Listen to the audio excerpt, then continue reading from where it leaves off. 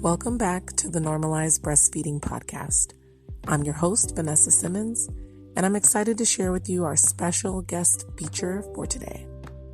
Before we get into it, I'd like for you to click that subscribe button below, share this video or podcast, and be sure to follow us on social media.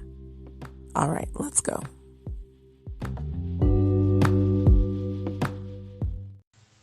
Welcome back. We're live with our guest, Hakima Payne, founder of the Uzazi Village Pregnancy Care Center in Kansas City, Missouri. Hakima, I'm so grateful to have you on the podcast once again. Go ahead and introduce yourself to our followers. Thank you so much, Vanessa. I'm thrilled and honored to be invited to your program. As you stated, I'm the Chief Executive Officer of Uzazi Village, a nonprofit organization I founded in 2012. Our mission is centering Black and Brown families in maternal and infant health, and our vision is for every family a healthy baby, and for every baby a healthy village. I love that. It's a beautiful vision. Well, this is the official Normalized Breastfeeding Podcast, where we'll be discussing breastfeeding experiences, education, advocacy, activism, and all the things in the scope of the infant feeding community. So today we're recording live with Hakima Payne from the Boob Hive in Kansas City, Missouri. Woo! So in this episode, we're going to be talking about a little bit about breastfeeding and weaning, and also about a recent report called The Voices of Black Mothers, the Baby-Friendly Experience, that Hakima has recently published. And so we just want to remind you, if you're interested in being a featured guest or a sponsor, listen until the end for more information about how to get in touch. Okay, Hakima, well, let's get into it. So I just wanted to say I have always been so inspired by the Black Infant Health Walk that you had always been a part of. Tell our listeners a little bit about that part of your journey. So we are on our 6th or 7th year, I have to double check, of the Black Infant Mortality Awareness Walk. We started doing the walk to bring awareness to Black infant mortality. It's something we do here every year on the 3rd Saturday in September. And we walk 3 miles from our local birthing hospital where our clients give birth back here to Uzazi Village. And then when folks have completed that 3-mile walk, we usually have lunch and a bouncy house and a speaker and a small celebration. But it serves as an annual fundraiser for us, but it also brings greater awareness to our community and our hospital communities of Black infant mortality awareness, so that we can have discussion around that issue in order to seek solutions. Yes, and you've been shaking up the maternal health world in Missouri for quite some time, right? So tell me a little bit about that transformation from you really being involved in other organizations and other things that were surrounded around uplifting the voices of Black mothers, and then you kind of transitioning into a space where you felt like you need to do this work and you needed to be the one who was, making the changes.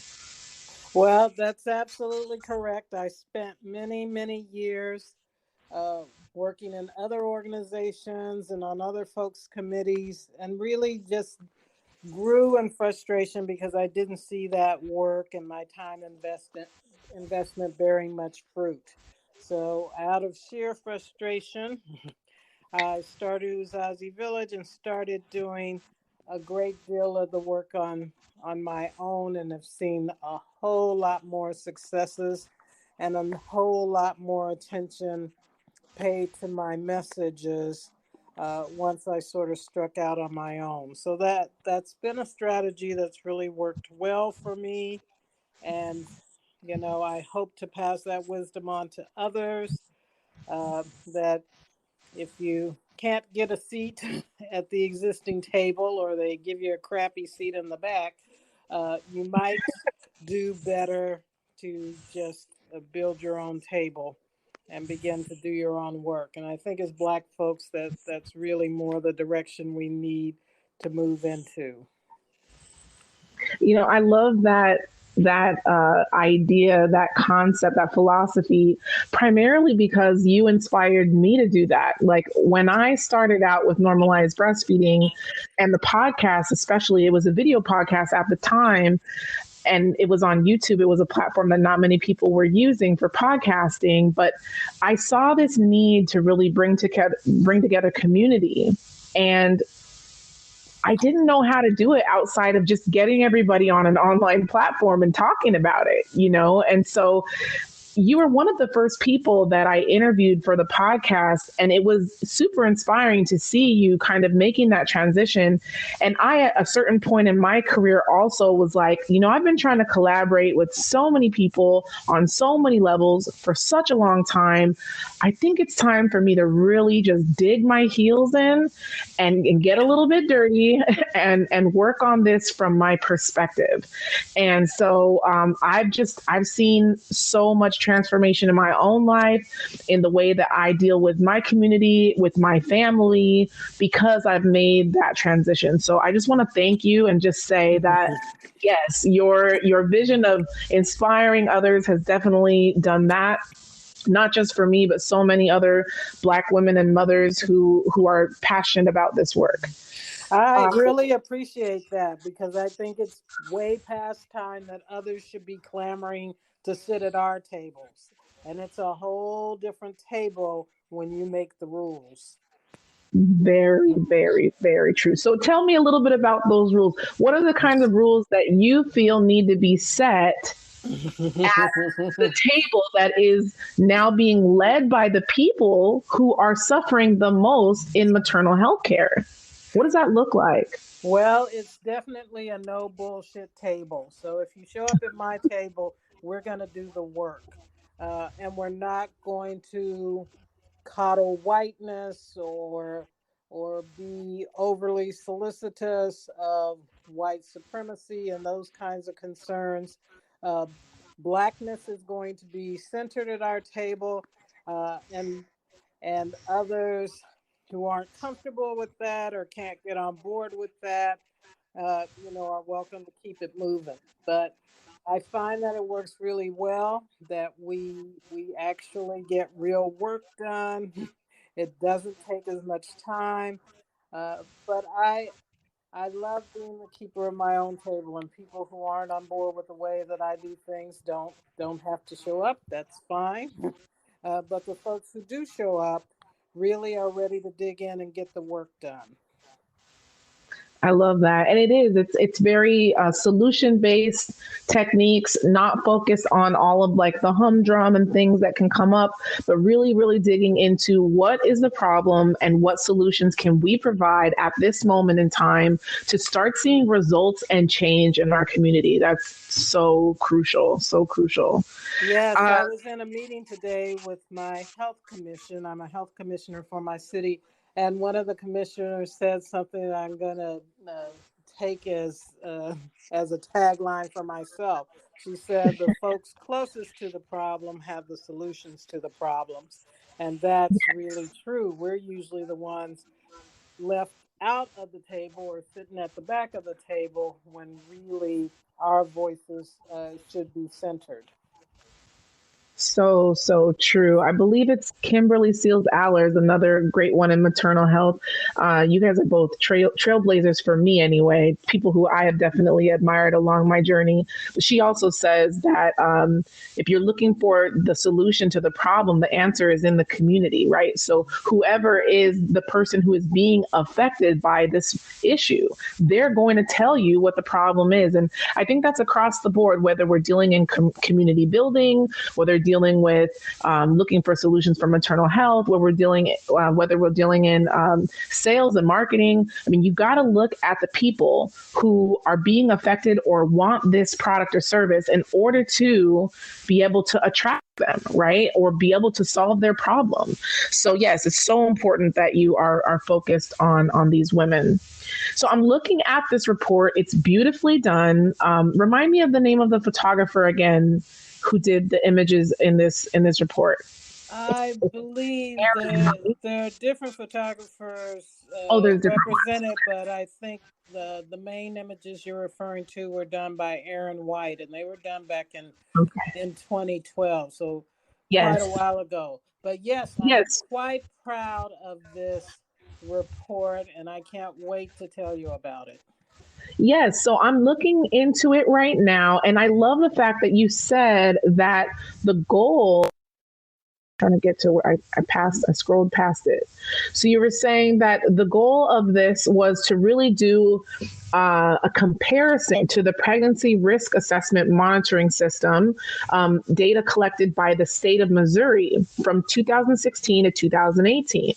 And their data said that African American women were more likely to than non-African American women to report experiences that were detrimental to them, right? That they were more likely. So you said that you examined what Black women had to say about their breastfeeding support. So tell me, share with us some of these results, and I'm sure you have more of the emotional side of it because speaking to them directly. Give us all the tea. So excited to do this.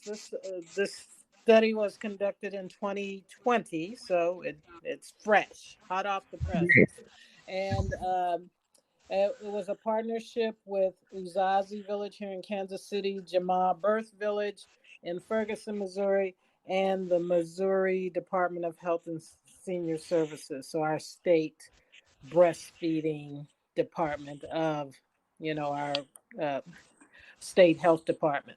So, but the CEO of Jama Birth Village is True Kelman, and she and I together conducted these 6 focus groups. What we did was we wanted to look at the 8 baby-friendly hospitals located in Missouri and ask Black women who had delivered at those hospitals how they had been supported in their breastfeeding goals. And we immediately eliminated 3 hospitals in 3 of those 8 hospitals because there was not significant Black population to create a focus group. So they were in rural Missouri. And a baby-friendly hospital is a hospital that has a special designation that says that they go above and beyond in breastfeeding support. So we wanted to look at the cream of the crop, these baby-friendly hospitals who are supposed to be doing the best job of supporting breastfeeding, to see how they were doing with Black breastfeeding mothers. And we already had state data. You alluded already to the PRAMS data. We already had that data that gave us an idea of how Black women were being supported in their breastfeeding goals overall in all Missouri hospitals. We wanted to compare that to the baby-friendly hospitals, which again, theoretically are supposed to be doing the best job of breastfeeding support. So True and I conducted those 6 focus groups around 5 hospitals in 3 different cities. 2 were in Kansas City, 2 were in St. Louis, and 1 was in central Missouri, in Columbia, Missouri. So we did not work with the hospitals at all. We found women to be in our focus groups from social media. So we went basically to Black mothering communities within social media and found women who had delivered at these 5 hospitals in Missouri within the past 2 years, put them in these focus groups by city and hospital. And then we asked them our series of questions, basically around how they felt that they were or were not supported in their breastfeeding goals while they were in the hospital. So typically we're talking 2 or 3 day stays, 2 days for vaginal birth, 3 days for cesarean birth in general. And then on the report are the responses we got. And overall, I would say that we found that Black women did not feel supported in their breastfeeding goals, even within these baby-friendly hospitals.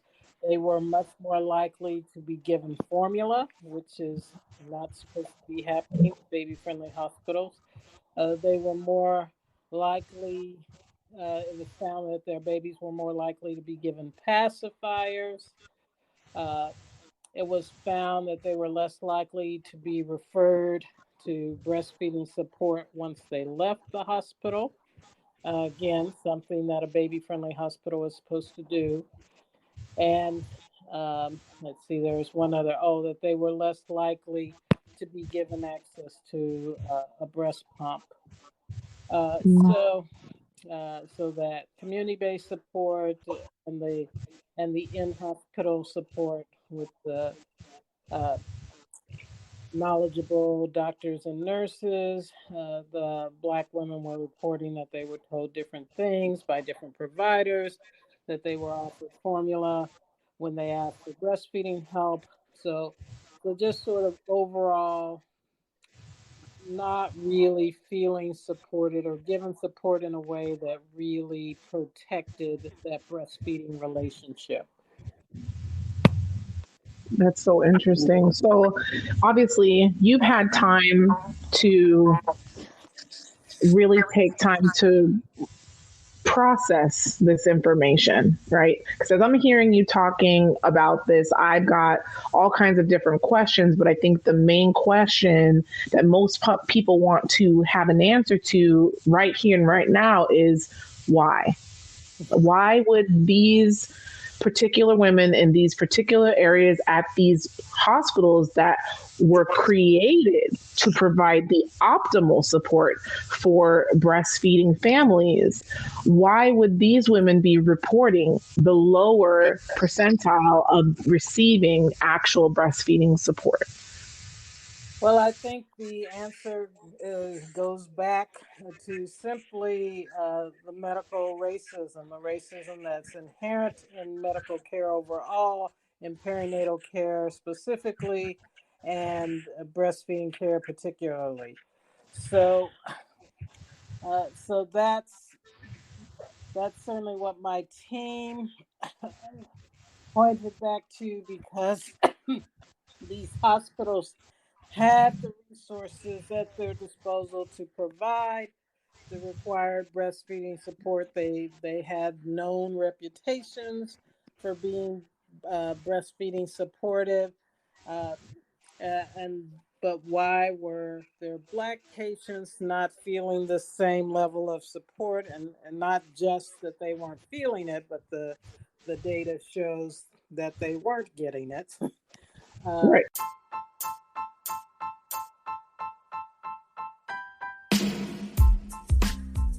Hey y'all, it's National Breastfeeding Month. We hope you enjoyed World Breastfeeding Week, and this week we hope you're celebrating Indigenous Milk Medicine Week.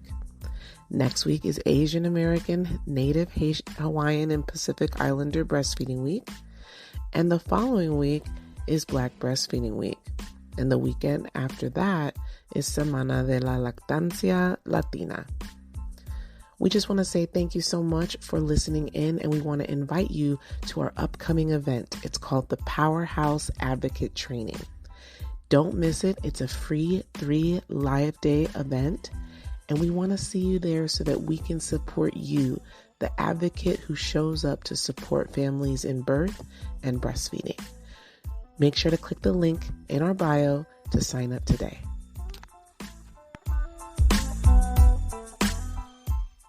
So via both stories and data, Black women were clearly not supported to the extent that others may be, and we trace that back to systemic racism found within the healthcare system. So at this point, looking to the future, what do you see as some viable options for Black families to get the support that they really and truly need and that they're looking for? Because I know these moms want to breastfeed their babies. Is it something about the way that these providers and these nurses are providing the information, the way that they're conveying it, that makes it more tied to systemic racism? Or tell me what are your thoughts on that? Well, that would require another study, but my best guess is that often nurses simply don't believe that Black women are committed to breastfeeding, and so they act accordingly. They have less buy-in and therefore provide a different level of support. If they don't believe this particular population of women is really committed to it. I've been a labor and delivery nurse, so I know how much time breastfeeding education takes, how much time you need to commit to get a baby on the breast or to keep a baby on the breast. It's very time-consuming care, and if nurses don't think the recipient of that care is committed, they're less likely to commit that level of energy and time. So I do believe that a lot of it ties back to a stereotype that Black women don't breastfeed their babies. And of course, we know that not to be true, that Black women actually in our study expressed a severe frustration with not being taken seriously, with not being offered viable solutions, with getting misleading information or opposing information from different parties. They expressed all levels of frustration with what was happening when they tried to seek out help, just not being taken seriously or being offered formula in lieu of real breastfeeding help. We did offer on the last page of our report, we laid out 8 recommendations to Missouri hospitals. Of course, these would be appropriate for any hospital, but we laid out 8 recommendations. And the number 8 was to submit all lactation staff to anti-racism training. That anyone involved in doing lactation care, whether they're medical or nursing or otherwise, really should commit to participating in anti-racism training in order to identify their biases when working with Black families. So essentially, you're saying that these nurses who are paid by the hour are refusing to invest their time that's already paid for into providing education for women who are struggling with breastfeeding, particularly Black women, because they have these biases that they won't commit to it. Kind of like, I don't want to invest my time into doing this thing because I'm not going to get this particular result. So it's almost like they're making it about themselves more than it's about Black women,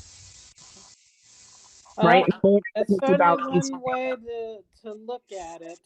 And again, I didn't do a study on nurses' perceptions, just on the mother's Right. perception.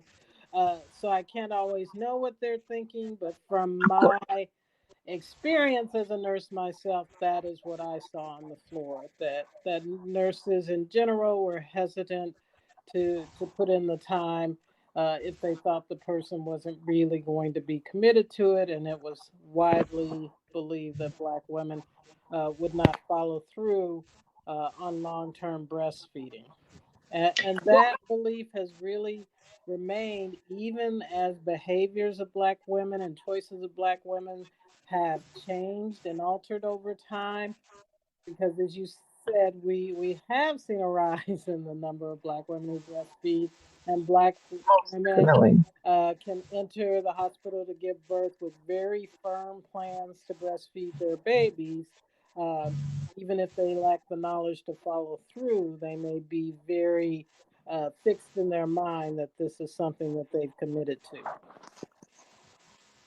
Right. Like my thing is, I guess, going based on a bias to question someone's level of commitment without knowing this person in advance, without having any, I guess this is my emotion speaking now, like with any prior knowledge of who this person is and what they're capable of, for you to just count them out and not give them the opportunity to show you that they're committed. Like that is something we really need to like wrap our heads around. That is deep.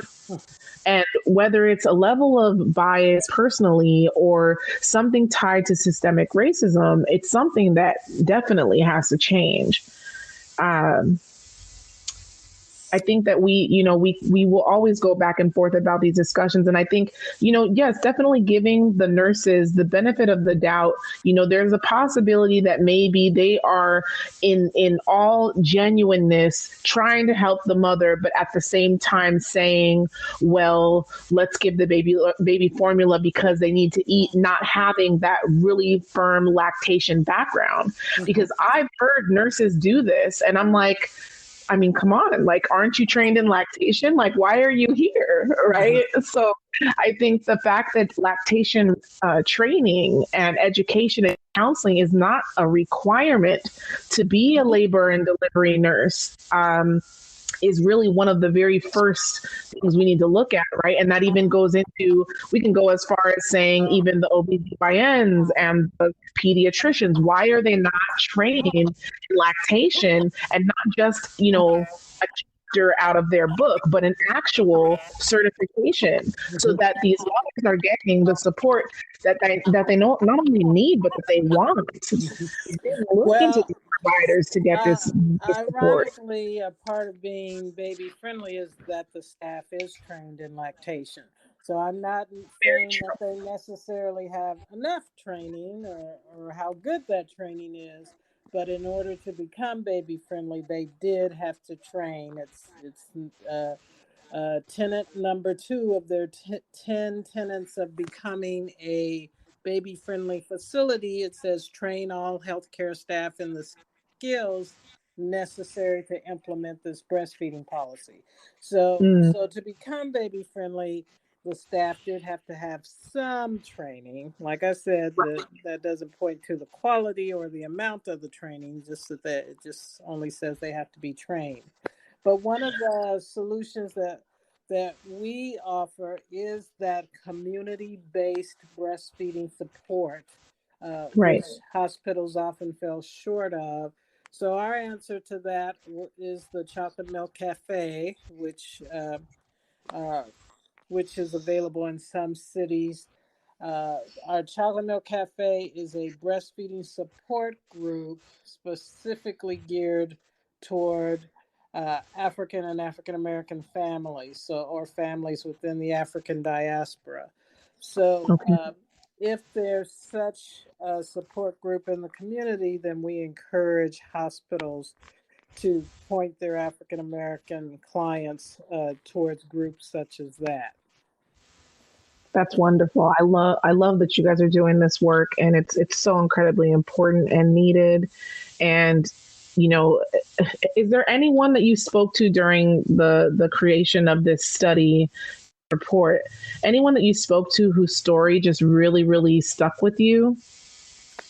We talked to so many women. They all had really compelling stories. I was really struck by the fact that even though, their giving birth may have been 1 or 2 years out from this focus group, that most of the women really remembered these experiences. They remembered how they were treated in birth and following birth when it came to breastfeeding. Some certainly expressed gratitude for the good care that they were given and how they were assisted in breastfeeding. But many others, still remembered the trauma of not getting what they needed, feeling insecure and defeated when it came to breastfeeding their infants. So there are many emotions expressed across the board.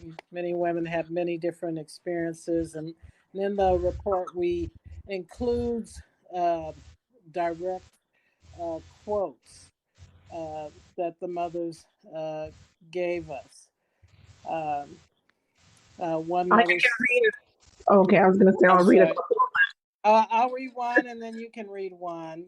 Sounds good. Mother in Kansas City said, I did really feel pressure to use a pacifier and formula only because I was more or less worried about my son gaining his weight.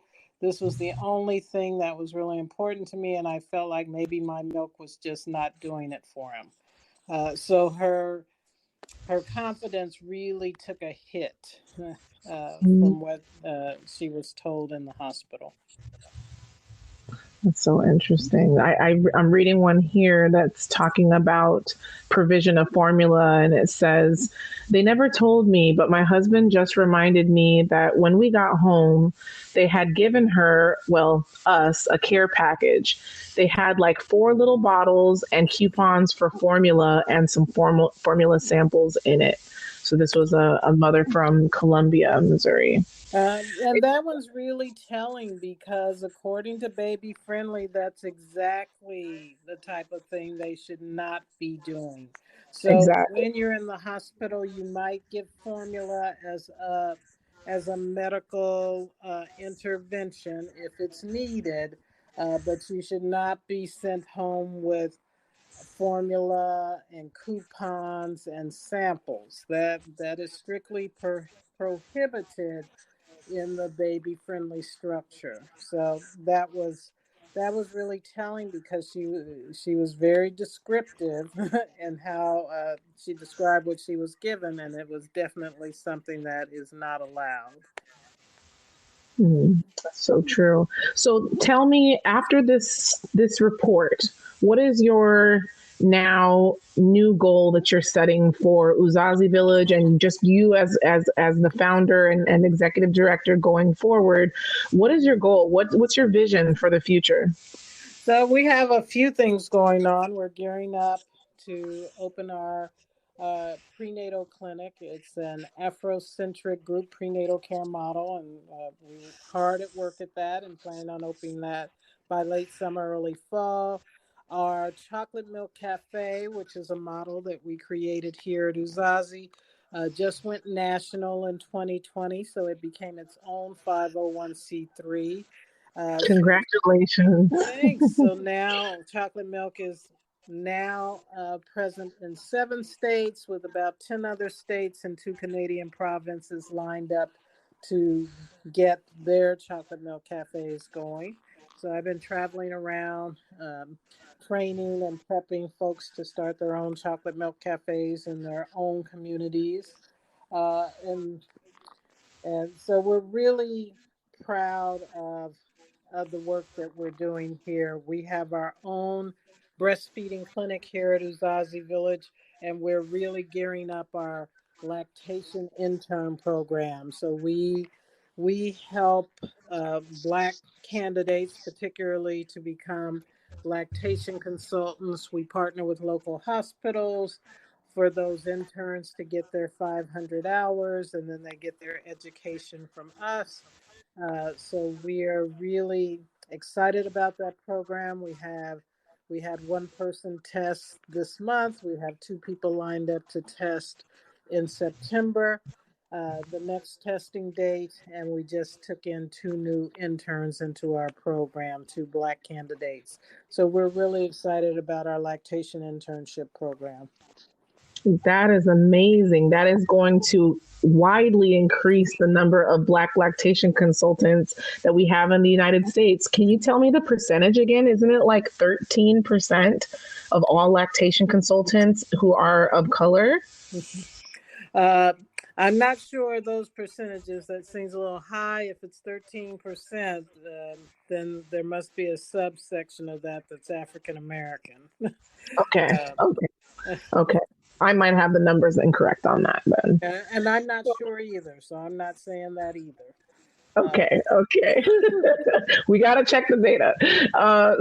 Well, I truly appreciate you taking the time to chat with me today. Do you have any shameless plugs of anything coming up, like an event or something that you want to shout out, or someone you want to shout out who's inspired your work? And tell me your social media as well. I'm sorry, what was that last part?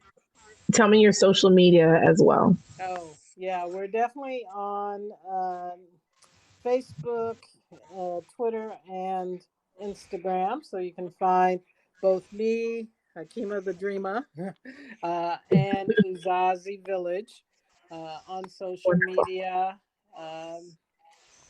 I really want to shout out Karen Scott and Donine Davis, Dr. Davis at the New York University, and Dr. Karen Scott in out in California.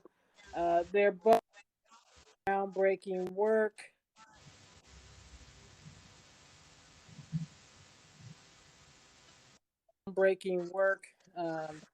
In obstetrical racism, and just really leading the way in that whole arena of research. And Black Mamas Matter as well. I just think there are Black women researchers doing phenomenal work in this area. You know, my little report is kind of rinky-dink compared to some of the work that they've been cranking out that's really groundbreaking, that's really building new frameworks and new ways of thinking about how we look at and interpret data and how we utilize Black voices in research. So I really am proud to stand on their shoulders. Definitely. I think all of us are. We're trying to keep up. Black Mamas Matter has exploded in the last few years with Black Mental Health Week. So yes, we are all really grateful for the work that they're putting in, and thank you for coming on and sharing your story, sharing what you have going on. You know, you're always welcome to come back anytime. Just let me know. And yeah, I just want to say thank you, and it's been an honor to speak with you today. Thank you. I'll also give a quick final shout out to the Black Course and to the Black lactation consultants who created the Black Course. We're sending 4 of our interns to that course this summer. So I'm actually attending that course as well. So yeah, I'm glad. Thank you to those ladies.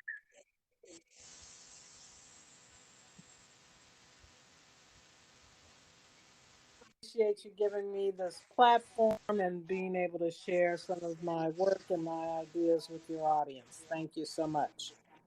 I hope you have a wonderful evening and weekend, okay? All right. Thank you. Thank you. Take care. Bye-bye. Bye.